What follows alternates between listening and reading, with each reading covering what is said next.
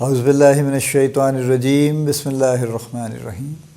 Life view with اسرار قریشی کی ایک اور نشست کے ساتھ میں حاضر ہوں۔ اللہ پاک مجھے اچھی بات عطا فرمائے اور اس بات کو آپ تک اچھے طریقے سے پہنچانے کی توفیق عطا فرمائے، آمین۔ آج کا جو ایٹریبیوٹ میں لینا چاہتا ہوں لیڈرشپ کا، وہ کانفلکٹ مینجمنٹ ہے۔ دیکھیے، جب آپ ایک گروپ لے کے چل رہے ہیں، ایک ٹیم لے کے چل رہے ہیں، آپ ایک بزنس لیڈر ہیں، آپ کی ٹیم آبویسلی ایک سرٹن سائز کی ہوگی اور اس میں کچھ ہائرارکی بھی ہوگی، کچھ سینئر ہوں گے، کچھ جونیئر ہوں گے اور مختلف مزاج کے لوگ ہوں گے، تو کہیں نہ کہیں کانفلکٹ آپس میں آ سکتا ہے۔ اسی طرح سے کانفلکٹ آپ کا اکراس دی فنکشن بھی آ سکتا ہے کہ اگر آپ فائنینس میں ہیں، فار ایگزامپل وہاں کے لیڈر ہیں، تو آپ کا سپلائی چین سے کانفلکٹ آ سکتا ہے کہ یار آپ کیا سارا وقت پیسے مانگتے رہتے ہیں، آپ سوچتے ہی نہیں پرچیز کرنے سے پہلے، آپ پوچھتے ہی نہیں ہمیں کہ جی پیسے ارینج ہو سکتے ہیں یا نہیں ہو سکتے، یا آپ مارکیٹنگ والوں میں ہیں اور آپ کا فائنینس سے کانفلکٹ آ سکتا ہے کہ جی ہم اتنی محنت کرتے ہیں، رات دن مارے پھرتے ہیں اور آپ ہمیں سپورٹ نہیں کرتے، ہماری فائنینشیل ڈیمانڈز پوری نہیں کرتے۔ تو یہ اکراس دی فنکشن بھی کانفلکٹ آرگنائزیشن میں کامن ہے، بلکہ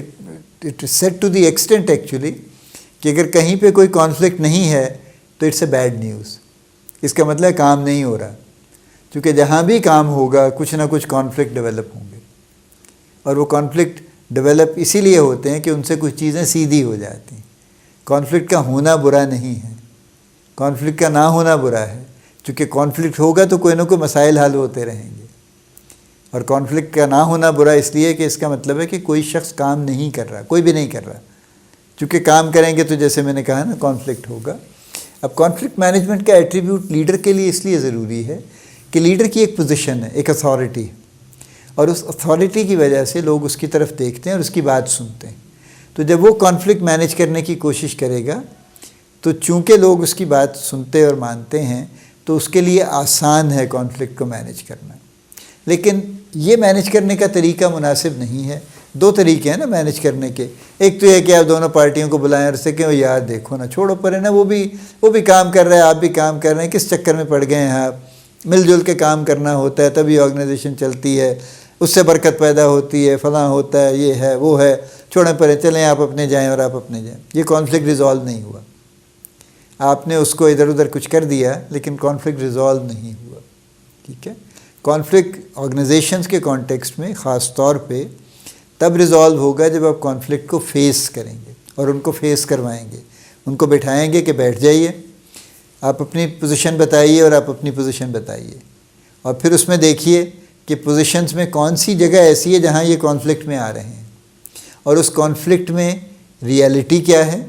اور فیلنگ کی پرسیپشن کیا ہے کہ جی مجھے فیل ہوتا ہے کہ یہ ہے، وہ کیا ہے، اور ریئلٹی کیا ہے، کیا واقعی یہ بات کانفلکٹ والی بنتی ہے۔ اور پھر بات یہ نہیں ہے کہ یہ رائٹ پہ ہے اور یہ رانگ پہ ہے، ٹھیک ہے، دونوں پارٹیز رائٹ پہ ہو سکتی ہیں، دونوں پارٹیز رانگ پہ بھی ہو سکتی ہیں، but as a leader you need to articulate that, you need to tell them کہ یہ ایسے نہیں ہے اور یہ ایسے نہیں ہے، اور آپ ان دونوں کو پرسویڈ کرتے ہیں، جو ہم نے پچھلے ایٹریبیوٹس کی بات کی ہے، کہ وہ اپنی پوزیشنز کو ذرا فلیکسیبل کریں اور ایک جگہ پہ اس کو کنسنسس بلڈ کرنے کی کوشش کریں کہ ہاں ہم ٹھیک ہے، we agree on this thing finally, تو کانفلکٹ ریزالو ہو جائے گا اور مستقل ریزالو ہو جائے گا until a new conflict arises, تو یہ والا تو ریزالو ہو جائے گا۔ یہی طریقہ کار مناسب ہے کہ کانفلکٹ کو بجائے اس کو ایسے ہی ایک اچھی گفتگو کر کے اس کو غائب کرنے سے کانفلکٹ غائب نہیں ہوگا، لیکن اس کو فیس کر کے، اس کو سامنے بٹھا کے، دونوں پارٹیز کو باقاعدہ ان سے بات چیت کر کے اور ان کی پوزیشنز کو انڈرسٹینڈ کر کے اور کروا کے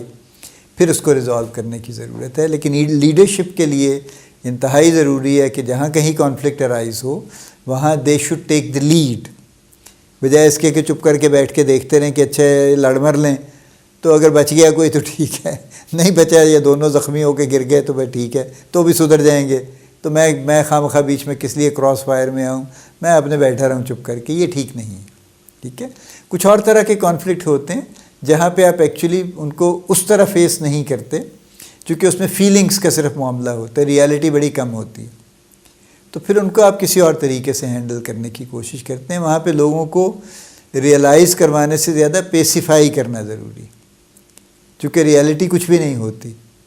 تو وہاں پہ پیسیفائی کرنا ضروری ہے، لوگوں کو ٹھنڈا کرنا ضروری ہے تاکہ وہ کم از کم سن سمجھ سکیں. چلیے، یہ لیڈرشپ کا ایٹریبیوٹ، اس کو بھی اپنی پرسنالٹی میں ڈالیے. اللہ پاک آپ کو بڑی کامیابیاں عطا فرمائے. اللہ پاک آپ کا حامی و ناصر ہو، ہم سب کا حامی و ناصر ہو. آمین.